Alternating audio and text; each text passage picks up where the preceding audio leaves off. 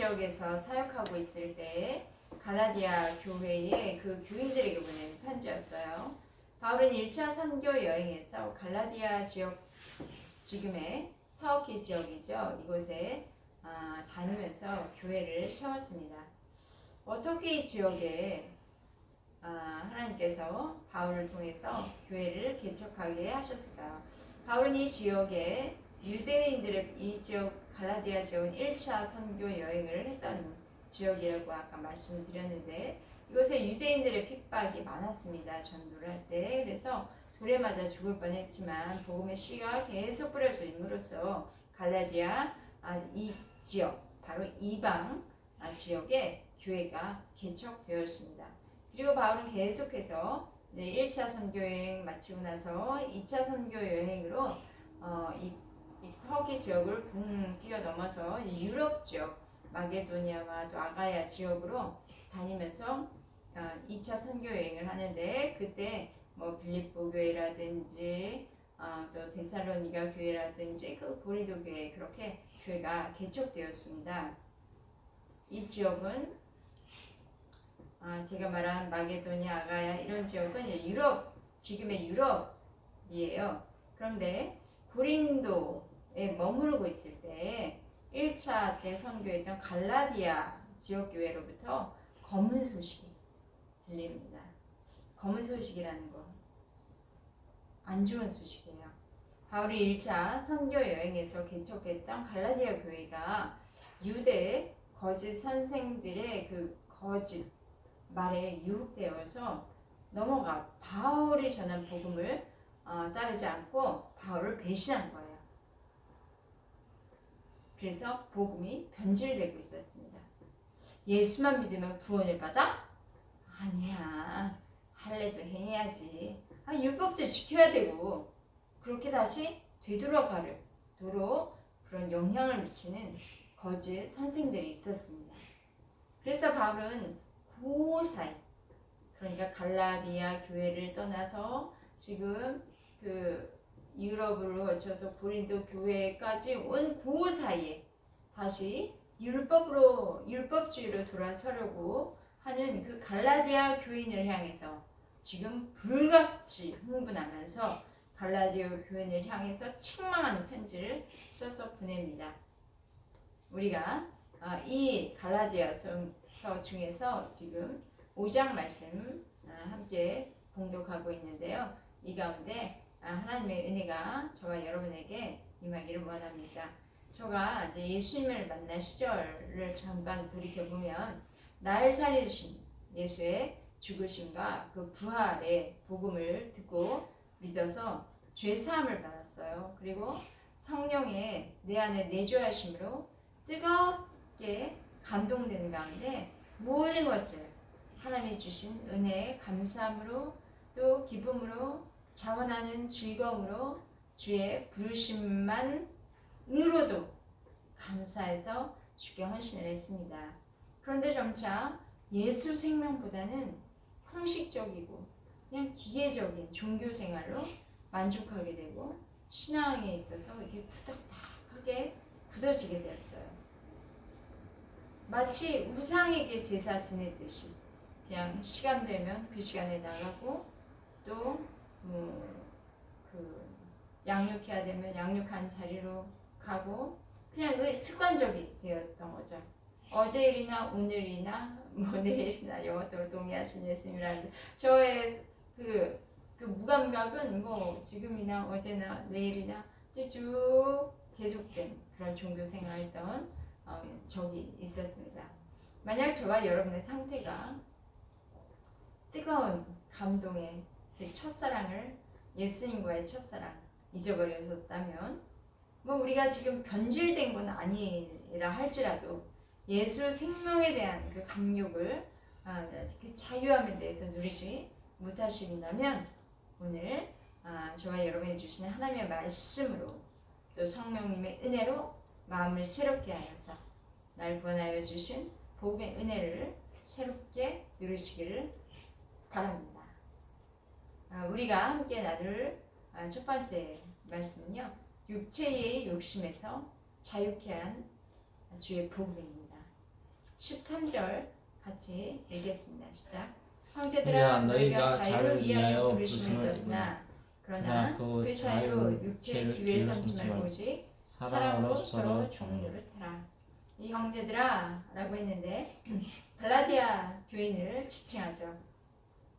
너희가 자유를 위하여 부르심을 입었다. 그것은 너희가 원래 이전에는 죄의 종, 율법의 종, 사망의 종이었어. 지금은 해방되었다 라고 말씀하십니다. 너 심판이야, 죽음이야, 망했어 라고 눌린 자였는데 지금은 해방되었어. 그리고 자유다, 자유자로 부르심을 받은 것을 우리 사도 바울은 선포하고 있습니다. 하나님은 사도 바울을 통해서 주신 우리에게 전해주신 말씀인데요. 로마서 8장 2절 말씀이에요. 이는 그리스도 예수 안에 있는 생명의 성령의 법이 죄와 사망의 법에서 너를 해방하였음이라. 우리를 죄와 사망의 권세로부터 자유케 하시기 위해서 이 땅에 인간의 몸을 가지고 오셨고 우리의 죄와 사망을 대속해 주시기 위해서 십자가에서 피를 뿌리시고 그 예수님의 은혜를 바로 우리가 덧입은 자가 된 것이며 우리의 예수를 믿음으로 말미암아 죄사함을 받았기 때문에 이제 종의 신분이 아니에요. 자유자이신 하나님의 아들, 하나님의 자녀가 된 것입니다. 영원한 생명, 영원한 그 자유가 우리에게 임했습니다. 자유란 얼매임에서 풀려난 상태입니다. 성경에서 사용된 이 자유라는 단어는 세상에서 쓰는 그냥 어떤 방종의 그 자유 그런 것이 아니에요. 내 마음대로 그냥 살아보는 것이 성경에서 말하는 자유가 성경에서 사용하고 있는 자유라는 단어의 뜻에 포함되지 않습니다. 사람들은 모두 다 자유를 원하죠. 그런데 성경에서 말씀하는 자유의 참된 뜻은 내가 생각한 대로 선택하며 살아가는 자유의지가 있는 존재로 되었다. 이것은 원래 하나님께서 아담과 그 이브를 창조하셨을 때 먼저 하나님의 자유의지를 주셨습니다. 그런데 기계적으로 억지로 끌려다니면서 눈치 보는 사람은 자유자가 아니에요. 종이죠. 예를 들면 마치 우리 구약의 이스라엘 백성들이 애굽에서 노예가 되었습니다. 그랬을 때 그들은 하나님의 백성으로서의 자유가 없고 정체성이 없었습니다. 그냥 그 애굽의 왕이 시키는 대로 나는 원치 않지만 나는 자유하기 원하지만 내 뜻이 있는데 그냥 끌려가야 하고 그 세계에서 끌려다녀서 눈치 보면서 밥이라도 얻어먹어야 그 세계에서 살아남을 수 있기 때문에 그냥 종으로 살게 되는 거죠. 그런데 우리는 아담과 하와가 하나님의 그 말씀을 어김으로 인해서 죄를 지었고 우리 그 아담으로부터 난 우리들 모두 죄인이 되었습니다. 그렇기 때문에 우리는 죄의 종이며 또 사탄의 종이 된 거예요. 그러니까 죄와 사탄이 원하는 대로 시키며 나는 거기서부터 이제 나오고 싶은데 난 더 이상 죄 짓고 싶지 않아. 그냥 어쩔 수 없이 끌려다니면 거기 가운데 죄의 구덩이에 박혀있을 수밖에 없는 이전의 존재였던 것이죠. 유대 할례주의자들 그들은 지금 갈라디아 교회를 변질되게만 유대 할례주의자들 그들은 그럼 어디에 얽매였을까요? 바로 장로들의 유전입니다. 이 장로들의 유전은 모세 10계명을 우리 생활에 적용해서 지키려고 하다 보니 613개의 조항이라는 좀 작은 이렇게 잘라서 만든 그 미슈나법이나 탈무드 등을 만들어서 지키는 전통이 있었습니다. 그 할례를 행하고 의식을 행하여 구원을 받는다. 그러니까 율법에 매여서 그냥 만약 그것을 지키지 못하면 정죄와 심판에 눌리게 되는 것이죠. 그러니까 이 율법주의란 이것도 못하고 저것도 틀렸고 그냥 이것도 틀렸고 그러니까 넌 죄인이야. 율법 앞에서는 끽소리 못하고 죽은 듯이 있어야 했던 것이죠. 그런데요, 예수님을 나의 구주로 받아들인 사람은 예수님을 믿음으로 말미암아 이제는 율법에 대해서 죽은 자가 됐어요. 어떻게 그렇게 될 수가 있어요? 예수님이 율법의 요구를 본인의 몸에다 십자가에서 다 이루어 주셨기 때문이에요. 율법이 원하는 대로 죽음이다. 넌 죄를 지었으니 죽음이야. 죄 없으신 예수님께서 우리 죄인을 대신해서 십자가에서 다 죽음으로 해결하셨습니다. 우리는 모든 죄는 다 예수님께 맡김으로 예수님이 전부 다 해결해 주셨습니다. 그걸 믿는 우리들은 이제는 율법에서 자유를 얻은 거예요. 예수님이 죽으실 때 그 안에 나도 예수님과 함께 죽었고, 예수님이 부활하실 때 나도 그 안에 동달아 부활하는 그런 부르심을 받은 자들이 되었습니다. 예수와 함께 죽고 예수와 함께 삶으로 우리는 이제 율법과는 관계가 없는 존재가 되었어요. 예수를 만난 사람은 이제 죄로부터 끊어졌기 때문에 하나님의 자녀라는 신분을 가지게 되었습니다. 하나님의 모습, 하나님의 형상으로 회복된 것입니다. 하나님과 언제든지 자유하게 하나님 앞에 나아가서 아빠 아버지라고 부르며 안으며 교제할 수 있는 그런 존재가 되었습니다. 이 율법이 우리를 내 동댕이 치니까 우리는 하고 파산 선고를 당했지만 우리를 다시 번쩍 들어 안아주시는 예수님은 우리를 자유케 하셨습니다. 16절 함께 읽겠습니다. 시작. 내가 이르노니 너희는 성령을 따라 행하라. 그리하면 육체의 욕심을 이루지 아니하리라. 성령과 육체의 욕심은 지금 반대 개념으로 설명하고 있죠. 그렇습니다. 거룩한 성령님이 원하시는 것과 우리의 타락한 욕심은 함께 할 수는 없습니다. 육체의 욕망은 한도 끝도 없어요. 저뿐만 아니라 여기 계신 분들을 모두 경험해 보셨을 것입니다. 내 몸이 원하는 대로 하는 것은 그런데 결과적으로 내 몸이 원하는 대로 한다고 내 몸이 위해졌나요? 오히려 내 몸을 망가뜨리고 다시 또 욕망의 종으로 다시 욕망의 종으로 이렇게 연쇄고리처럼 우리를 이렇게 이끌고 갔죠. 주님을 만나기 전에 삶을 한번 생각해 보세요. 전 예수 만나기 전에 겉으로는 꽤나 우아해 보이려고 노력을 했는데 속은 아주 엉망이었습니다. 돈, 자기만을 위한 스펙 쌓기, 진짜 자기 숭배로 인해서 내 배만 그냥 두둑했으면 좋겠다는 생각을 했어요. 한마디로 모든 것이 나 중심이었습니다. 사랑이요.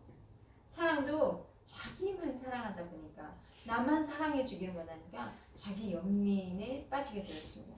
여기에서 불상물로 나오는 여러 가지 찌꺼기 같은 것들, 그런 것들을 말로 표현할 수 없는 여러 가지 입에 담을 수 없는 욕심까지 따라다니게 되었습니다. 17절 한번 읽어보겠습니다. 시작. 육체의 소욕은 성령을 거스리고 성령은 육체를 거스리나니 이 둘이 서로 대적함으로 너희가 원하는 것을 하지 못하게 하려 함이니라.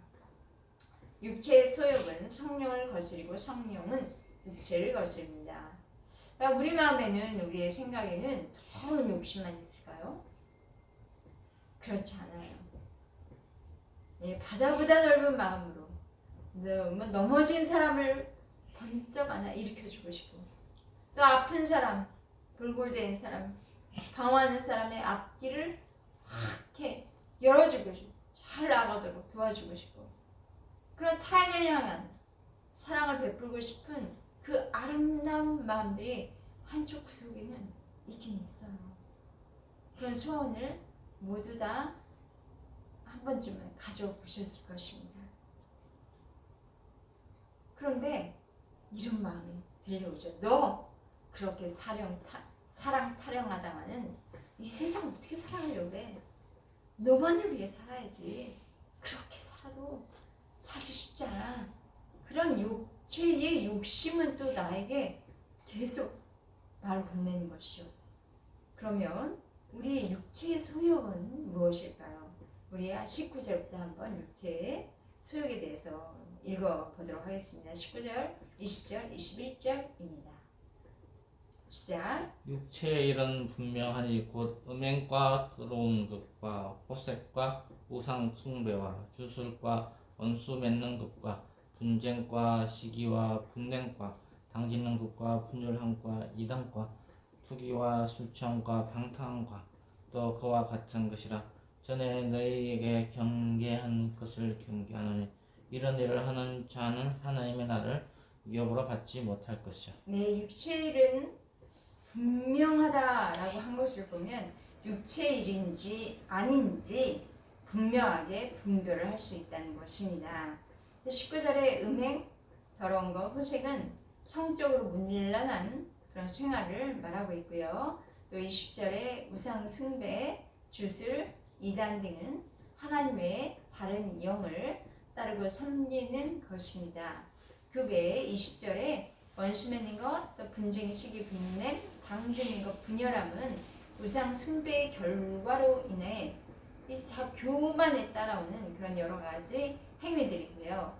그리고 21절에 투기, 술 취한 방탕함은 개인적인 삶에서 중독성과 관련이 있습니다. 우리를 육체에 썩어질 욕심에서 자유케 하신 예수님의 은혜를 감사합니다. 자유를 위하여 부르심을 입은 우리 그리스도인들답게 하나님의 영광 안에서 존귀한 자로 세워지는 그런 저와 여러분이 되기를 축복합니다. 아멘. 네, 두 번째 우리가 오늘 본문에서 보고 싶은 또 듣고 싶은 말씀 사랑으로 종류를 타라입니다. 13절 읽어주십시오. 형제들아 너희가 함께 읽까 시작. 형제들아 너희가 자유를 위하여 부르심을 받으나 그러나 그 자유로 육체의 기회를 삼지 말고 오직 사랑으로 서로 종류를 타라. 우리가 아까 13절 읽었는데요. 13절 하반절을 보시면 자유자로 부르심을 입었다. 나는 자유자다 하면서 그 자유로 육체의 기회를 삼았던 사람이 있었어요. 육체의 기회란요. 이제 우리 말 성경에서 찾아봤습니다. 이런 뜻이 있어요. 육체의 만족을 위한 기회. 그렇게 번역되어 있고요. 또 공동 번역은 육정을 만족시키는 기회라고 번역되어 있고요. 쉬운 성경은 육체의 욕망을 채우는 기회라고 번역되었습니다. 이게 정확히 보면 육체의 기회란 하나님의 뜻과는 전혀 별개의 자기 생각대로 행하는 것입니다. 이 사도 바울은 육체의 기회를 거절하라 말씀하시고요. 오직 사랑으로 서로 종류를 타라 그렇게 말씀하십니다. 13절에 이게 종류를 타라 그렇게 표현되어 있는 것 우린 종인가? 아니요. 우리는 종의 신분, 종의 존재가 아니에요. 다만 종 노릇하라 그렇게 말씀하셨습니다. 종 노릇은 마치 나는 종은 아니지만 종이 하는 방법대로 행하는 것입니다. 우리의 신분은 하나님의 존귀한 자녀라는 것에는 변함이 없어요. 예수 복음은 율법을 거부하는 것이 아니라 율법을 완성하시는데요. 종처럼 섬기라는 그 사랑으로 사랑에 순종할 때 하나님이 주시는 자유를 잘 사용할 수 있습니다. 이것은 실제로 이 말씀에 순종해 본 사람들만이 경험하는 자유입니다.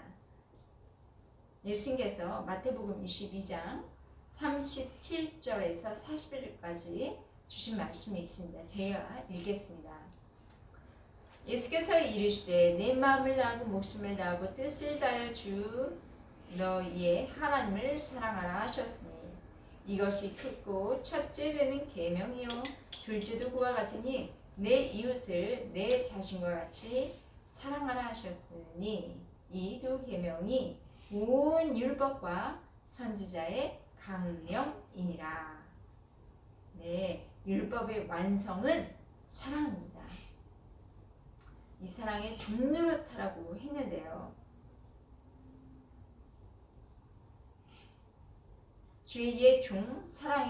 죄의 종이 아니라 이제는 사랑의 종이 되어서 사랑으로 행하는 것이 사랑의 완성이 되면 율법의 완성이면 율법의 요구를 다 이루는 것이에요.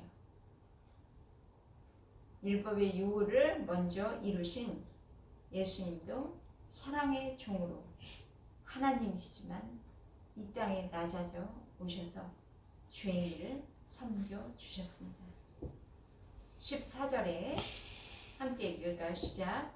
온 율법은 내 이웃 사랑하기를 내 자신같이 하라 하신 말씀에서 이루어졌나니 그러므로 우리 서로 사랑으로 종노릇하기를 기뻐하십니다. 우리 주님이요. 억지로 하는 거 아니에요. 그냥 이를 확 물고 그냥 눈에 힘을 이렇게 부릅뜨고 종노릇을 하라는 거 아닙니다. 내가 너 이거 대신해 줄게. 그게 아니에요. 서로 사랑함으로 그리스도의 사랑의 전달자가 되어서 종노릇을 할 때 기쁨이 서로 배가가 되는 것입니다. 오늘 저와 여러분이 이웃 사랑하기를 나 사랑함 같이 사랑을 하려는데 무엇을 어떻게 사랑해야 할지 한 가지 생각하시고 행하시기를 바랍니다. 가정에서 또 일터에서 행하여 보시기를 바랍니다. 그 안에서의 참 자유를 누리시기를 바랍니다. 이웃을 사랑함으로 해야 한다면 하나님께서 우리의 인격과 삶에 아름다운 열매를 맺게 하십니다. 15절 한번 같이 읽어볼까요? 시작. 만일 서로 물고 먹으면 피차 멸망할까 조심하라 말씀하셨습니다. 우리가 나를 사랑하고 이웃을 사랑하는 것은 피차 멸망할까 조심하는 것과 같아요. 이웃을 사랑하지 못한다면 이웃에 대해서 결국 어떻게 할까요? 무관심? 아니요. 더 나아가서 서로 헐뜯고 비난하게 됩니다. 그 결말은 같이 망하는 거죠. 뭐 공동체가 그렇지 않아요? 서로 헐뜯고 비난하면 그 공동체는 앞날이 보입니다. 예를 들면 당신은 율법의 이 조항 제대로 지키지 않았어. 그렇게 비난을 하면 상대방은 어떨까요? 아니면 율법의 조항이 이거 말고도 저것도 있는데 그럼 당신은 이 율법의 조항을 지켰어? 당신도 지키지 않았어. 그렇게 해서 계속 율법 조항으로 상대가 잘못한 것을 지적하면 정죄와 심판이 난무하게 되고요. 그러면 결과적으로 둘 다 망하게 되는 것입니다. 사도 바울은 특별히 율법으로 지금 돌아가려고 하는 갈라디아 교인들에게 경고하는 거예요. 15절 말씀을 제가 현대 성경으로 다시 읽어드리면 여러분이 서로 사랑하지 않고 언제나 헐뜯고 비난하고 있다면 피차 파멸당할 뿐입니다. 그러므로 조심하십시오. 율법의 조항을 철저하게 지킨다고 하면서도 상대방을 비난하게 되면 사랑이 없기 때문이라는 것을 명심하시고 자기의 의로움을 내세워서 상대방을 비난하는 것을 멈추시기 바랍니다. 우리는 다른 사람의 잘못을 비난하고 다른 사람을 정죄할 자격이 없어요. 우리가 할 일은 다른 사람의 잘못을 7번씩 70번이라도 용서하는 것입니다. 내 몸을 사랑하는 것처럼 그렇게 이웃을 사랑하는 저와 여러분 되시기를 바랍니다. 우리가 판단을 판단은 하나님께서 친히 하십니다. 사랑으로 종노릇하는 사람은 그런 헛된 영광 구하지 않습니다. 26절 보면 헛된 영광을 구하여 서로 노엽게 하거나 서로 투기하지 말지니라 이렇게 말했는데요. 사랑의 종으로 서로 섬기지 않을 때 나타나는 현상, 그것을 지적하고 있는 말씀입니다. 우리가 서로 사랑하면 서로 섬기게 되고요. 자기의 영광이나 이익을 구하지 않습니다. 그렇기 때문에 서로 분쟁하거나 다투지 않아요. 결과 그리스도 안에서 사랑으로 연합된 공동체로 세워져 가는 것입니다. 헛된 영광 구하기보다 어떻게 할까요? 우리 서로 섬깁시다. 사랑합시다. 용서합시다. 예수님은 높아지는 자는 낮아질 것이고 낮아지려고 하는 자는 하나님께서 높이신다고 말씀하셨어요. 우리가 서로 존중하고 사랑의 섬김으로 하나가 될 때 서로가 서로를 섬기는 가운데 하나님의 영광이 함께하는 그런 복된 공동체가 되기를 주님의 이름으로 축복합니다. 세 번째 우리가 보아야 할 말씀, 성령으로 행하면 맺는 열매는 무엇인지 보겠습니다. 18절 읽어주십시오. 시작. 너희가 만일 성령의 인도하시는 바가 되면 율법 아래 있지 아니하리라. 그리스도인에게 내주하시는 성령이 계셔서 우리를 진리의 영으로 인도해 주십니다. 근데 진리의 영이신 성령님은 우리들이 세상에서 어떻게 살아야지, 무엇을 해야 할지 분별할 수 있도록 해주세요. 무엇을 선택하고 또 무엇을 취하고 버려야 하는지도 때마다 말씀으로 확증해 주시며 인도해 주십니다. 우리가 예수를 믿고 성령의 인도하심 받지 않으면 율법에 매여 사는 삶이 되는 것입니다. 예수를 믿어 의의 존재가 되었지만 삶은 여전히 율법 아래에서 율법의 종이 된 상태로 살아가게 됩니다. 그러므로 율법 아래 사망이 주는 죄책감이나 또 두려움, 고통은 이제 스탑하세요. 뭘 스탑하라고요? 율법이 주는 고통, 네. 죄책감, 죄책감, 두려움, 염려, 스탑. 오직 그리고 성령 안에서 하나님의 주시는 의와 평강과 희락의 하나님 나라 누리시기를 바랍니다.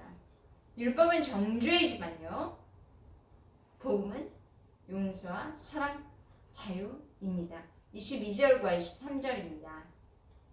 오직 성령의 열매는 사랑과 희락과 화평과 오래 참음과 자비와 양승과 충성과 온유와 절제니 이 같은 것을 금지할 법이 없는.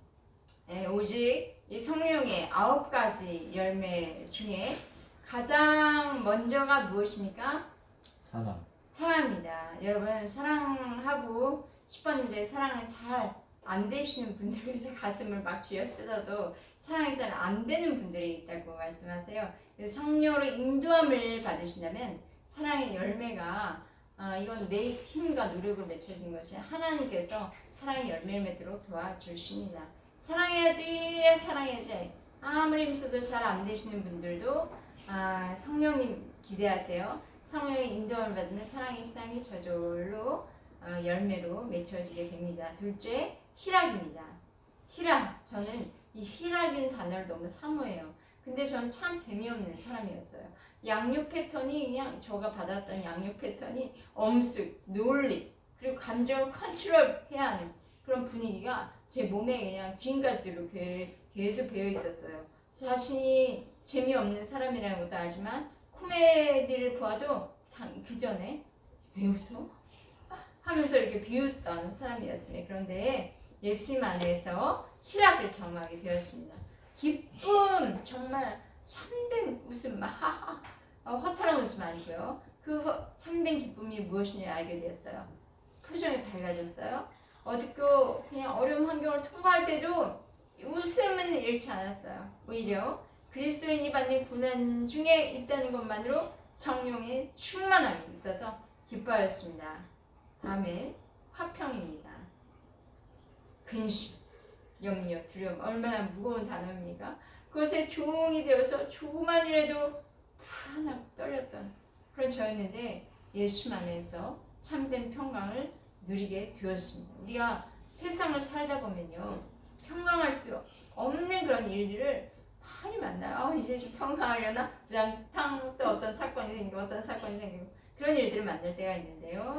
평강할 수 있는 것은요 그런 어떤 어려운 상황, 사건들을 안 만나게 된다는 것이 아니라 내 안에 예수님이 계신 평강의 예수님이 계시기 때문에 세상에 놀랄만한 일이 일어나도 그리스도의 평강이 내 안에서 나를 주장하게 되고요.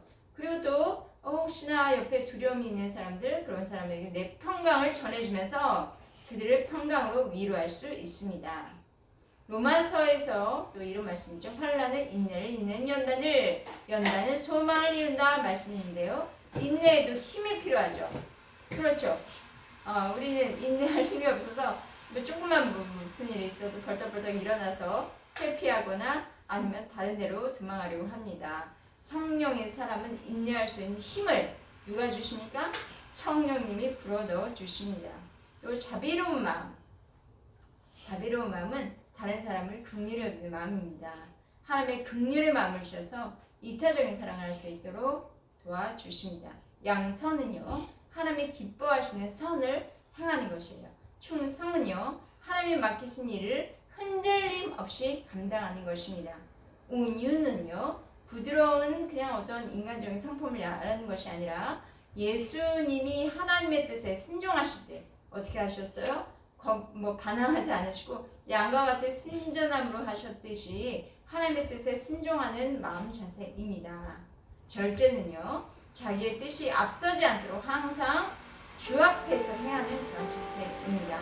24절 한번 읽어볼까요? 시작. 그리스도 예수의 사람들은 육체와 함께 그 정욕과 탐심을 십자가에 못 박았느니라. 그리스도 예수로 거듭난 사람들은 자기 생각을 먼저 주장하지 않습니다. 성령께서 생각나게 하시고 말하게 하시고 행하게 하시기 때문에 자기 생각, 자기 말, 자기가 원하는 행동 그런 것을 먼저 앞세워 주장하지 않습니다. 예수님의 십자가에 죽으실 때에 자기의 정욕과 탐심을 십자가에 못 박았기 때문입니다. 25절 같이 읽겠습니다. 시작. 만일 우리가 성령으로 살면 또한 성령으로 행할지니 성령대로 살고 행함으로 자유를 위하여 부르심을 입은 저와 여러분이 되었음을 선포합니다.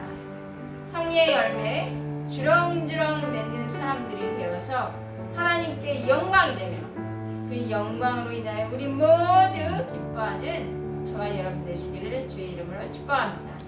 아멘. 기도하시겠습니다.